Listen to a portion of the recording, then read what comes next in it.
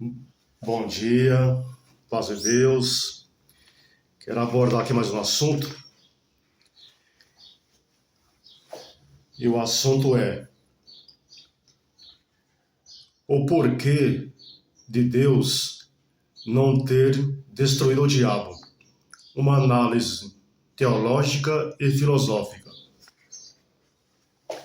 Esse assunto é muito debatido e também especulado, porque Deus não destruiu o diabo. Eu me lembro que, se não me falha a memória, quando eu dei aula para os adolescentes na escola bíblica dominical, foi levantado também essa questão. E na época eu respondi assim: o princípio da sabedoria é o temor a Deus. Se eu não respondi para jovem, para adolescente, a pergunta dela, eu pensei depois, refletindo. Hoje em dia, existem muitas especulações, muitos questionamentos a respeito de várias coisas concernentes à espiritualidade, envolvendo Deus, inferno, Jesus. E está escrito em uma das cartas do apóstolo Paulo que no processo do amadurecimento nós tiraremos conclusões práticas. E depois, com essa pergunta da adolescente na escola bíblica dominical, eu pensei depois, né? Tem muita gente que quer ter sabedoria, quer ter esclarecimento e não teme a Deus, não aprendeu os fundamentos da fé cristã, não aprendeu o básico e já quer já raciocinar certos assuntos profundos. Então, o princípio da sabedoria é o quê? Primeiramente é temer a Deus, assimilar sua vontade, os princípios, observar, se reverenciar a Deus. E aí, gradativamente, vai ter esclarecimento de certas coisas. Então, hoje em dia, muitos já querem já alcançar altas compreensões. E esse é um dos assuntos bastante questionado, o porquê o porquê de Deus não ter destruído o diabo. Então aqui elaborei uma análise teológica e filosófica a respeito. Introdução. A existência do diabo, também conhecido como Satanás, é um tema complexo e intrigante na teologia cristã. Muitos se perguntam por que Deus, sendo onipotente e bom, não destruiu o diabo.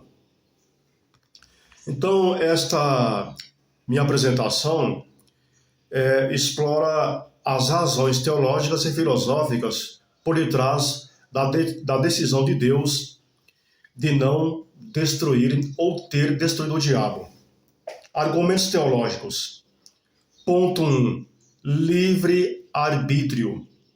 Deus criou seres humanos com livre-arbítrio, permitindo que escolhessem entre o bem e o mal. Gênesis capítulo 3, do versículo 1 ao 7. Ponto 2. Propósito do mal.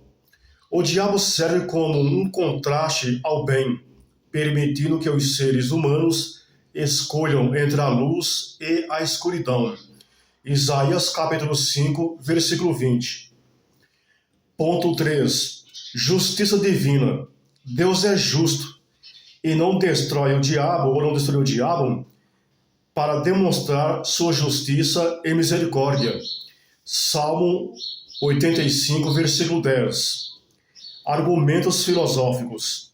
Ponto 1. Dualismo. A existência do bem e do mal é necessária para a compreensão da realidade. Platão, A República. Ponto 2. Liberdade humana. A existência do diabo permite que os seres humanos exerçam sua liberdade e escolham entre o bem e o mal. Immanuel Kant, crítica da razão prática. Ponto 3. Causa e efeito. A existência do diabo é uma consequência da escolha humana, não uma causa em si mesma. Aristóteles, Metafísica. Conclusão. Deus não destruiu o diabo para, ponto 1, preservar a livre escolha humana. Ponto 2, demonstrar sua justiça e misericórdia. Ponto 3, permitir que os seres humanos compreendam a realidade através do contraste entre o bem e o mal. Implicações. Ponto 1, a responsabilidade humana. Os seres humanos são responsáveis por suas escolhas. Ponto 2. A importância da fé. A fé em Deus é essencial para superar o mal. Ponto 3. A esperança da redenção. A vitória de Deus sobre o diabo é certa. Apocalipse capítulo 20, versículo 10. Referências. Bíblia Sagrada, estudos teológicos e filosóficos. E esta apresentação, com essa análise detalhada das razões teológicas e filosóficas por detrás da decisão de Deus de não destruir o diabo, destacando a importância da livre escolha humana, da justiça divina e da compreensão da realidade. O diabo, em vários trechos da Escritura Sagrada, ele quis ser igual a Deus. Não conseguindo isso, ele procurou fazer o quê? Causar uma rebelião.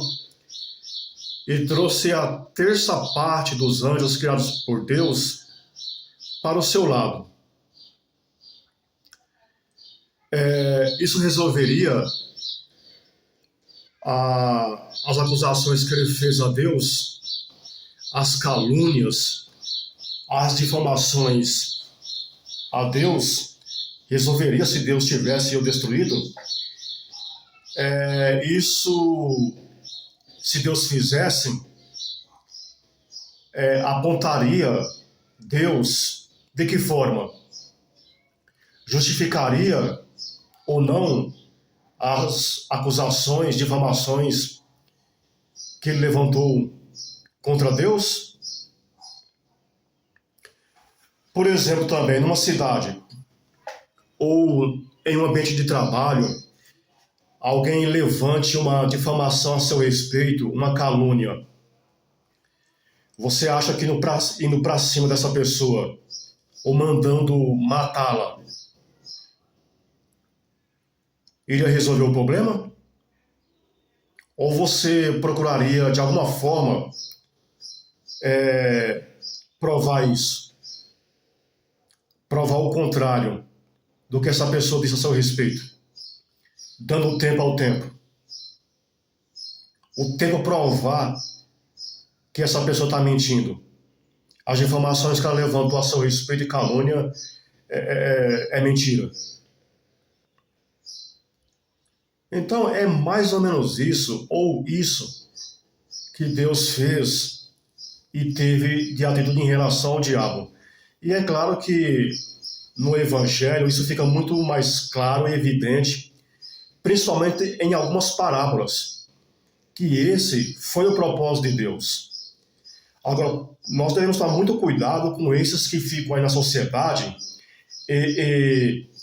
ditos teólogos, né? Formados em exegese, em hermenêutica, uma série de coisas aí, negando a existência do diabo, porque é justamente isso que ele quer. A negação da sua existência. Porque hoje em dia, com o avanço do conhecimento, da capacidade de alguns de raciocinar, fica evidente está ficando evidente mais ainda a existência do diabo.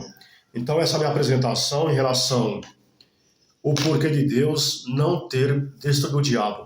Que Deus vos abençoe em Cristo Jesus.